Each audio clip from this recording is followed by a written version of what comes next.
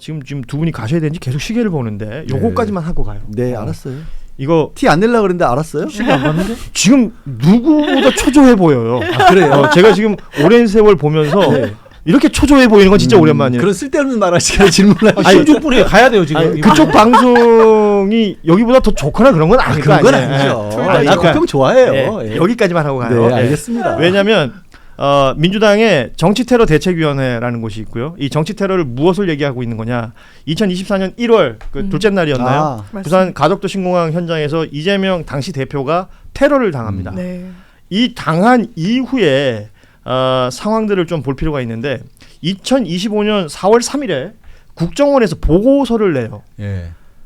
제목이 이겁니다. 커터칼 살인미수 사건. 커터칼. 그리고 당시 국정원에 누가 있었느냐? 그 김상민 전 검사가 창원 의창 출마를 시도하다가 김건희 씨의 픽으로 뭐 조국 수사 때 열심히 했으니까 내보내줘야 된다 등등의 픽으로 얘기가 됐던 이 김상민 전 검사가 여기에 국정원의 법률 특보로 있었을 때입니다. 이 보고서가 나오게 되고 대법원에서조차 이거 흉기라고 규정했던 칼, 그 등산용 칼인데 앞에 갈아가지고 뾰족하게 만들었다는 그 칼을 사무용 커터칼이라고 격화시켰고요. 그리고 이게 테러가 아닌 그냥 살인미수라고 적었어요. 그러면서 이게 축소 은폐 의혹이 있는 것인데 그럼 대테러 대응해야 될 팀들이 있을 거 아닙니까? 있죠. 국정원에. 이 테러가 아니니까 대응을 안 하는 거예요. 할 필요가 없는 거죠. 합동수사본부를 운영을 시켜야 되는데 그 전제 조건이 국정원에서 테러라고 일단 정리를 해야 그 다음부터는 이제 공권력이 동원이 될 수 있는 거고 이게 별도의 수사가 필요한 이유가 다들 기억하시잖아요. 경찰이 너무 이상하게 행동했거든요. 그 뭐 물청소 해버리고 맞아요. 셔츠 버리고. 그리고 저도 그때 방송 중에 오버를 냈던 게 그냥 열상 중이라고 그렇게까지 찌라시가 돌았어. 그것도 민주당 발로 돌았어요. 가벼운 열상 이렇게 표현했었죠. 그러니까 정말 천만 다행이다 그러고 넘어갔었는데 알고 보니까 정말 죽을 뻔했어요. 그렇습니다. 돌아가실 뻔했어요. 이게 왜 그렇게까지 그 짧은 순간에 조직적으로 대응이 일어난 거거든요. 그래서 지금 국정원에서 마지막 보고서를 국무조정실에 보낼 때가 5월 14일입니다. 올해. 해당 사건을 테러로 지정하지 않겠다. 결론을 통보했고 대선 직전이었잖아요. 6월 3일이 대선이었으니까 이 대선에 이 사건이 어떤 영향을 미칠까 봐 미리 정리해버린 것 아니냐. 아시겠지만 24년 1월에 이 사건이 벌어졌을 때는 테러 여부보다는 그 헬기 틱해가지고 언론 보도가 훨씬 더 많이 나왔습니다. 프레임을 전환해가지고 정치 공세. 그래서 민주당에서는 국정원장뿐만 아니라 이 고위 관계자들 직권남용, 허위 공문서 작성, 정치 관여 혐의 등등의 고발을 예고하고 있는데 여기 보니까 이제 열린공감 TV에서 이런 보도도 했더라고요. 그 김충식 씨, 김충식 씨의 동거녀가 김건희가 이재명 죽이기 위해서 사람을 모집했다라는 아주 충격적인 증언을 또 한 것도 있더라고요. 이렇게 되면 이거 다시 수사해야 되는 거 아닌가요? 다른 것보다도 이 결혼 대선에 영향을 미칠 목적보다는 그렇게 해서 수사를 받을 사람들이 자기 신변을 보호하는 조치를 취한 것 같아요. 그렇다는 얘기는 거꾸로 그런 일을 꾸몄다면 꾸린 사람들이 여전히 곳곳에 특히 공공기관 요직에도 있을 가능성이 있다라는 거예요. 그럴 수 있죠. 그럼 너무 무서운 얘기잖아요. 끔찍한. 이 뭐 두 가지 사건, 그러니까 쌍방울 관련된 이야기 그리고 이 가덕도 테러 관련해서 이야기를 했습니다만 바로 잡아야 할 것이 있다면 계속해서 저희가 알리고 바로 잡을 수 있는 방향성을 계속 얘기하도록 하겠습니다. 시간이 지금 이제 4시 20분 다 돼가는데요. 우리 양재열 변호사는 다음 일정이 있다고 하니까 여러모로 아쉽습니다만 뭘 아쉬운 척해. 보내드리겠습니다. 허가 받은 거였는데. 가는 길에 제가 계속 전화할 겁니다. 네, 알겠습니다. 자, 양재열 변호사는 여기서 인사 나누겠습니다. 고맙습니다. 우리 JYP도 그 이후 일정이 있다 그러셨는데 뭐 좀 10분 정도는 괜찮으시죠? 한 5분 더 있다가 가도 돼요. 10분. 네, 너무 길게 하지 마요. 짧게 할게요. 길게 한다고 중요한 게 아니에요. 왜냐하면 민주당 이야기를 좀 해야 되는데. 해요. 민주당에서 새로운 시도를 합니다. 정청래 당대표가 선출될 때 공약했던 내용 중에 평당원 최고위원을 뽑겠다라는 게 있었습니다. 그 제가 10년 전부터 주장했던 민주당 호민관 제도예요. 호민관, 그 이름도 저는 비토권을 가지고, 그 다음에 이분은 대신 주요 공직에 몇 년간 출마하지 않는다. 이런 걸 했으면 좋겠어요. 지금 그래서 오늘부터 이제 후보를 신청하는 절차가 시작이 됐더라고요. 그래서 뭐 서류 심사, 면접 등을 통해서 당원과 배심원단이 심사하고 최종 후보자 3인에서 5명 정도가 결정이 되면 뭐 온라인 토론회, 합동 연설회 등등을 통해서 전당원 투표를 통해서 뽑는다. 지금 요게 지금 나온 내용인데 네. 이 새로운 시도는 어떤 걸 의미한다고 평가하면 될까요? 민주주의 제도의 보완이죠. 민주주의의 이제 나쁜 습성 중에 하나가 과두화된다라는 이야기가 있어요. 예. 이른바 이제 과두제의 철칙 이런 이야기 하는데 결국은 뭐냐면 민주주의라는 것들도요 밑에서부터 차근차근 올라오는 이런 게 현실적으로 불가능해요. 원래부터 엘리트였고 유명하고 자기 스피커를 가진 사람이 자리 잡을 가능성이 높다라는 거예요. 그러니까 오히려 거꾸로 되는 거네요. 그렇죠. 근데 그게 이제 민주주의가 이제 가지는 약점 중에 하나죠. 그다음 또 하나는 이제 표퓰리즘이다 뭐 이런 이야기를 하고 또 금권 정치도 민주주의의 예. 하나의 폐해다 이런 이야기를 하거든요. 이제 그런 부분들을 해소하려면은 결국은 거기에 끝까지 비토놓고 밑에서부터 위로 올라오지 않는 사람이 필요한 거예요.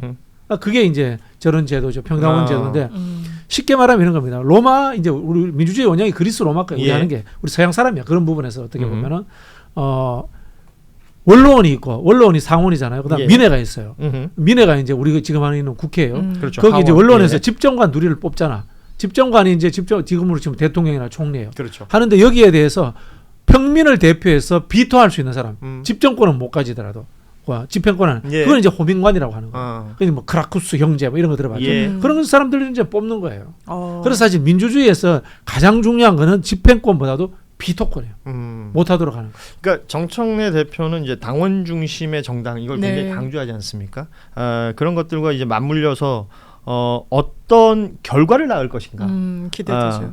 이게 마치 그 지금 평당원들 상대로 하는 것이고 이 평당원들 중에 누군가가 최고위원이 되고 나서 그냥 제도권 안에 들어와 버리는 누군가처럼 똑같아지면 이건 의미가 없는 그래서 거잖아요. 이제 제가 그렇죠. 말씀드린 게 비토권을 주자라는 것과 이분은 공직에 몇 년 동안 출마하지 않았으면 좋겠다라는 제한 조건을 주는 게 어떻겠나라는 말씀을 드리는 거고요. 예. 그다음에 또 하나 뽑는 방식에서 투표가 많이 중요한 게 아니에요. 충분히 토론과 수기를 통해 가지고 표현하자면 똑똑한 사람, 그다음에 깊은 이해도가 있는 사람이 되는 과정을 만들어줘야 돼요. 우리 지금 매스미디어가 만드는 상황 자체가 매스미디어가 표퓰리즘 만들고 있잖아요. 그렇죠. 그 인기 있는 사람 예. 뽑는 거지 맞아요. 훌륭하고 똑똑한 사람 뽑는 제도가 아니잖아요, 솔직히. 그 물론 민주주의라는 기본 인기가 있어야 됩니다만 그 하나의 균형감을 맞춰주는 그런 제도가 되었으면 좋겠어요. 지금 댓글 보니까 그레이비님이 매일 최고위 회의가 있는데 직장 다니시는 분들은 어렵지 않겠습니까? 뭐 이런 그러겠네요. 한계들이 있을 수 있을 것 같은데. 되게 예리하신 지적이네요. 대학원생이나 아니면 조금 자영업 하시거나 이런 분들이 뭐 좀 유리할 것 같다는 이런 생각도 것들에 들고. 대한 뭐 약점 네, 어떻게 또 보완할 필요하겠네요. 것이냐. 그것도 이제 그래서 우리 이제 옛날 사회주의 공부하신 분들 이런 거 하잖아요. 꼬무현형이 있고 소비에트형이 있잖아요. 예. 지역 공동체가 있고 직능 공동체가 있잖아요. 정당도 직능 공동체 중심으로 많이 바뀌어야 돼요. 특히나 이게 지금 요새 보면 이제 플랫폼 노동자들 얘기 네, 많이 많이 하는데 계시죠. 이 전통적인 어떤 2차 산업 중심의 생산직들하고 또 다르기 때문에요. 네. 그런 분들의 목소리가 정당에 어떻게 전달이 되고 이게 정책에 어떻게 반영이 되는가 굉장히 중요한 문제 같은데요. 특히 민주당을 보시면요. 지역 단위 여론이 중요할 것 같아요. 직업적 여론이 중요한 것 같아요. 민주당은 철저하게 세대와 직업적 여론이 그렇죠. 중요합니다. 예. 30, 40대, 50대 셀러리맨들이 핵심적으로 지지하는 예. 세력이에요. 자, 이런 부분들 민주당의 새로운 시도 또 어떤 결론을 내릴지 저희가 좀 더 보도록 하겠습니다. 말씀드린 순간 25분이 됐기 때문에 우리 JYP와도 여기서 인사를 나누도록 하겠습니다. 같이 끝내면 안 돼요, 그냥? 저희 할 거 좀 더 있어요. 아, 그래요? 네. 가지 뭐. 네. 뭐 이거 다 하고 가시면 더 좋은데 일정이 있으시다고 네, 하니까 예. 부디 편안하게 잘 돌아가시기 바랍니다. 네. 예, 감사합니다. 저희는 또 남아 있는 이야기 장유미 변호사와 네. 마무리하도록 하겠습니다. 이 국민의힘이라는 정당뿐만 아니라, 네. 그러니까 윤석열이라는 인물이 체포영장 집행에 계속 방해하면서 관저에 경호처 직원들 동원하고 경찰 동원해서 버틸 때 맞습니다. 관저 앞에서 집회를 계속해서 있었고 당시에 마이크 잡고 큰 목소리 냈던 사람들 우리가 다 알고 있습니다. 그렇죠. 그 중에 이제 신의 한수 신혜식 씨가 엄청 큰 역할을 했었죠. 최근에 그 대통령실 시민사회 수석실에 성삼영 행정관과의 문자 메시지를 폭로하고 있죠. 네. 그러면서 이제 취지는 그거예요. 당시 그 지지자 모임이라는 걸 선동한 것은 뭐 유튜버 자신들이 아니라 그 배우는 대통령실이었다. 이 얘기를 하고 싶은 것 같습니다. 맞습니다. 그리고 지금 본인의 휴대전화를 경찰에 줬다는 건데 그러면 경찰에서 이 휴대전화를 가지고 뭘 할 수 있느냐? 그러니까 신혜식 씨 표현은 이래요. 적어도 사건 2달 전부터 그 이후 한 달까지 주요 관계자들과의 통화 문자 내용이 포함되어 있어서 아주 귀중한 자료가 될 것이다. 이건 경찰이 협조한다는 이야기 아닙니까? 맞습니다. 기본적으로 이러니까 이제 보수의 민낯 같은 걸 보는 거예요. 보수조차 되지 않는 거예요. 그러니까 권력과 돈 때문에 거기에 옹기종기 모여 있었던 거예요. 사실 이 정강훈 목사랑 쌍둥이처럼 그때 역할을 했어요. 한 팀으로. 그러면서 대통령실에서도 계속 정강훈 그 집회에도 와가지고 뒤에서 잠깐 만나 뵙기를 청합니다. 이러기도 했다는 거고. 그러면서 사람들 좀 보내줘서 대통령 좀 엄호해달라. 내가 당신 똘만이냐라고 했지만 사실 그 연장선상에서 계속 한 거예요. 왜? 거기에서 방송하고 이 뭐 후원금 걷고 이런 게 금전적으로 도움이 됐으니까요.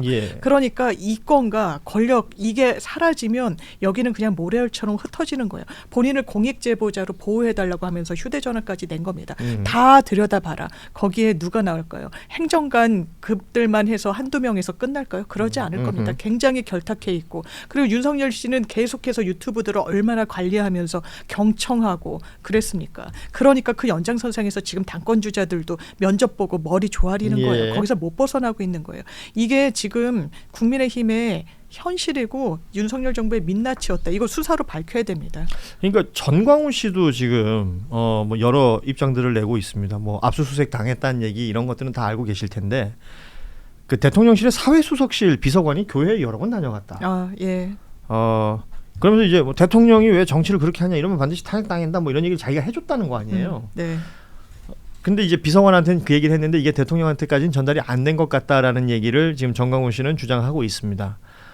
그리고 기자들이 질문을 하죠. 그러면 그 탄핵 국면에서 대통령실로부터 뭐 지원 요청이나 이런 걸 받은 적이 있느냐라는 부분에는 뭐 왜 또 똑같은 질문해 이러면서 답을 피해요. 예, 맞습니다. 이것도 의심스러운 부분이죠. 그러니까 이 사람들은 윤석열이 어떤 사람인지 알았던 거예요. 이 정부가 어떤 이 수준인지도 알았었던 거고 이 행정관이고 뭐고 이 여기에 몸담았던 사람들은 정확하게 인지하고 있었어요. 그러니까 저는 더 한심한 게 지금 내부 폭로 아닌 폭로들을 서로 각계약진해서 막 하는 거예요. 다들 자기 입장에서 하는 거 아니에요. 야 원래는 윤석열 어떤 사람인지 야 이러저러 했어라고 그냥 사석에서뿐만 아니라 유튜브에서 방송에서 이야기하기 시작합니다. 저 비겁하다고 생각해요. 왜 그때 함구하고 지금 이 상황이 놓이자 본인들이 마치 난파선에서 탈출하듯이 이런 식의 행태를 취하는 건지 좀 어이가 없고 정강훈 씨 같은 경우에도 본인은 뭐 이 서부지방법원 폭동과 무관하다라고 하지만 그렇지 않아요. 다 주소 같은 거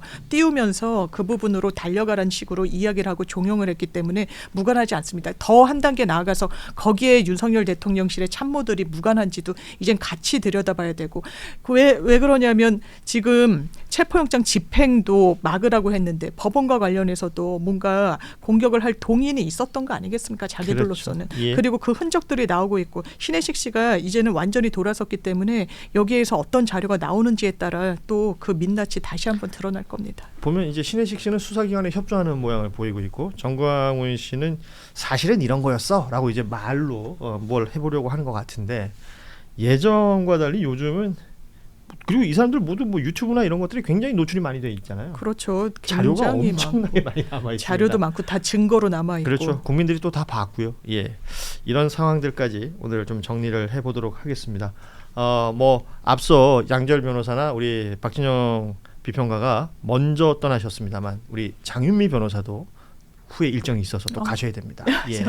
4시 30분까지 저희하고 약속을 해주셨는데 약속 지켜주셔서 너무 고맙고 예, 방송 마무리하기 전에 앞서 그 통일교 한학자 총재 비밀 금고에서 큰 돈이 나왔다. 관봉권으로 의심될 만한 거액의 현금 다발이 나왔다라는 부분 저희가 한겨레 단독 보도 내용을 전해드렸었는데 통일교 측에서는 금고에서 발견된 현금은 관봉권이 아닌 시중은행에 띠지를 두른 돈이다.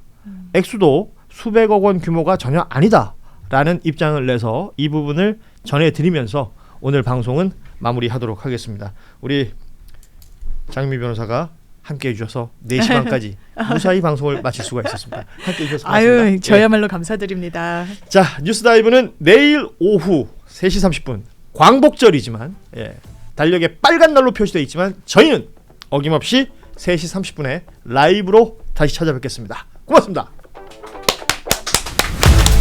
고생 많으셨습니다.